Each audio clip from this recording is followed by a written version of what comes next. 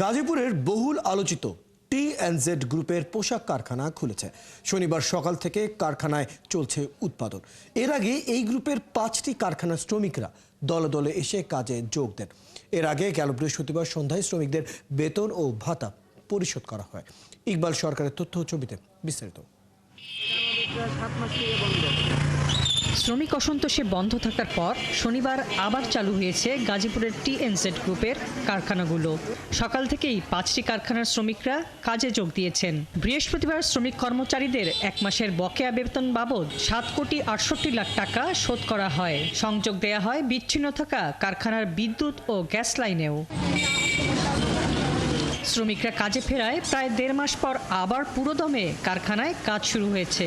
প্রথম দিনে যোগ দিয়েছেন অধিকাংশ শ্রমিক। তারা বলছেন, শান্তিপূর্ণভাবে কাজ করে মাস শেষে পারিশ্রমিক পেলেই তারা খুশি। আমরা খুশি আছি, আমরা অফিসে চালু হয়েছে, কাজ পাইতেছি, কাজ করবো।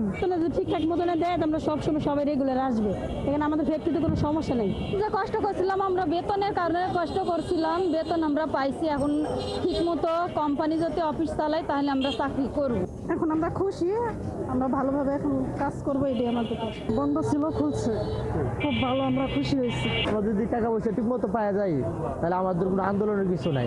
কারখানার চেয়ারম্যান হেদায়েতুল হক জানান, নতুন করে শৃঙ্খলভাবে কারখানা চালানোর চেষ্টা করা হচ্ছে। শ্রমিকরা যেন সময় মতো তাদের পারিশ্রমিক পায় সেদিকে নজর দেয়া হচ্ছে।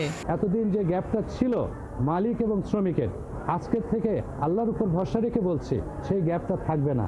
এবং মালিক এবং শ্রমিক, আমি মনে করব যে সবাই মিলে আমরা একটা পরিবার।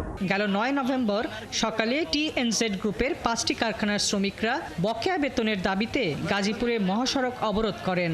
এ অবরোধ চলে টানা 3 দিন। এতে ঢাকা ময়মনসিংহ সড়কে দীর্ঘ সময় অচলাবস্থার সৃষ্টি হয়। হাসিবা আলী বর্ণা, 71।